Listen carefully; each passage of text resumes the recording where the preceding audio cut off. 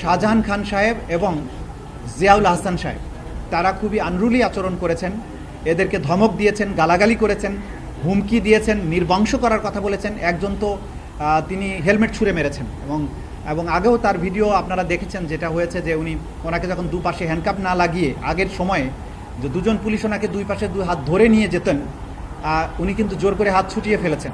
সুতরাং এইসব বিষয়গুলো সিকিউরিটি থ্রেট মনে করে ওনারা তাদেরকে কোর্টরুম পর্যন্ত আনার ব্যাপারে হ্যান্ডকাপ ইউজ করেছেন, এটা ওনারা আদালতে জানিয়েছেন।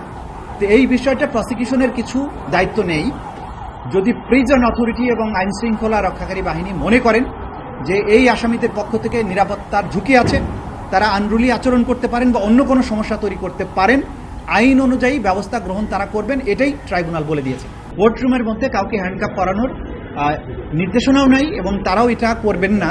কিন্তু যেটা হয়েছে, তাড়াহুড়া করে একসাথে ঢুকাতে গিয়ে খুলতে সময় পান না, সেই কারণে হয়েছে এবং এই ব্যাখ্যা কোর্ট এটা গ্রহণ করেছে।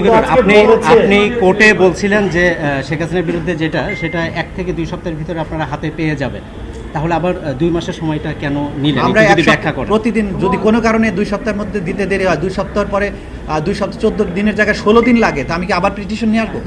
ন্যাচারালি আমরা সময় বেশি করে চাই, কিন্তু তদন্ত রিপোর্ট তার আগেই দাখিল হয়ে যাবে এবং আমরা আপনাদেরকে নিশ্চয়তা দিতে পারি আগামী 1-2 দিনের মধ্যেই হয়তো 2-1টা মামলা সুখবর আপনারা পেতে থাকবেন যে আনুষ্ঠানিক বিচারের যাত্রা শুরু করার জন্য আমাদের কাছে তদন্ত রিপোর্টের চূড়ান্তটা আমরা পেয়ে যাবো ইনশাল্লাহ। 1 থেকে 2 দিনের মধ্যেই হয়তো পাবো। আমরা পাওয়ার পরে আপনাদের আনুষ্ঠানিকভাবে জানাবো। এটা কি শেখ হাসিনা দিয়ে শুরু হবে 1-2 দিনের ভিতরে? শেখ হাসিনারটা তো একটু সময়, আমরা বলেছি একটু সময় লাগছে। অন্য 1 বা একাধিক মামলার তদন্ত রিপোর্ট শেষ পর্যায়ে আছে, সেগুলো আমরা পেয়ে যাবো আশা করছি ইনশাল্লাহ।